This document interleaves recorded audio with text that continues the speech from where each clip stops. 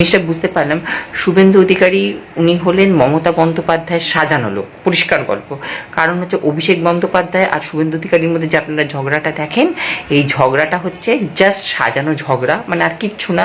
পাবলিককে বোকা বানানো, মানে ওদের কেসগুলোকে ঠান্ডা ঘরে ঢোকানোর জন্য একে রেখে দিয়েছে যে মানে এই হিন্দু মুসলমান চেঁচামেচি করবে, ঝগড়া বাঁধাবে, আর ওইদিকে বাকি সব কেস ঠান্ডা ঘরে ঢুকে যাবে। বুঝতে পারছেন তো? আর ওদের অবজেক্টিভটা ছিল আমাকে মার্কেটে এনে মেলাইনিং করা। মেন গল্পটা ছিল মার্কেটে এনে আমাকে কিভাবে মেলাইনিং করে দেবে।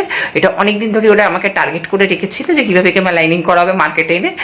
তার করেছে, খুব ভালো কথা। সেটা দিয়ে আমি তাতে আমি বিন্দুমাত্র আমার কোনো যায় আসে না।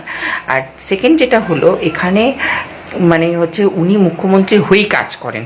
কারণ একটা জিনিস দেখুন, এখানে ম্যাক্সিমাম যারা রয়েছে পোস্টে তারা সব কিন্তু টিএমসি থেকে বিতাড়িত, মানে তারা সব টিএমসি থেকে এক্সপেল হয়ে তারা মানে এখানে ঢুকে গেছে।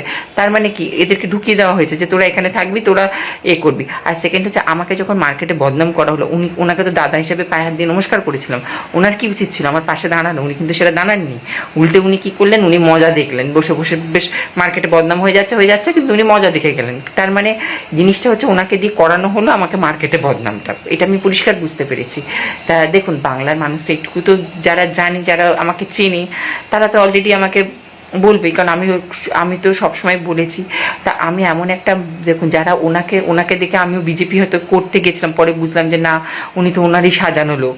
তাহলে তা বেকার বিজেপি পার্টিটা তাহলে আমার করে লাভটা কী আছে? সব থেকে বড় কথা, সর্ষের মধ্যে যদি ভূতটা থাকে তাহলে তার লাভ নেই, সব থেকে বড় কথা।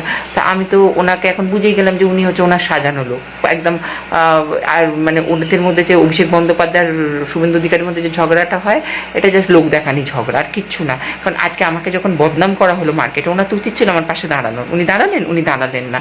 তাহলে এবার চুপ করে মজা দেখে গেলেন। তার মানে কি বুঝবো? তার মানে এটা আমাকে মার্কেটে প্রপার প্ল্যান করে আমাকে এনে এইভাবে মার্কেটে বদনাম করিয়ে দেওয়া হলো।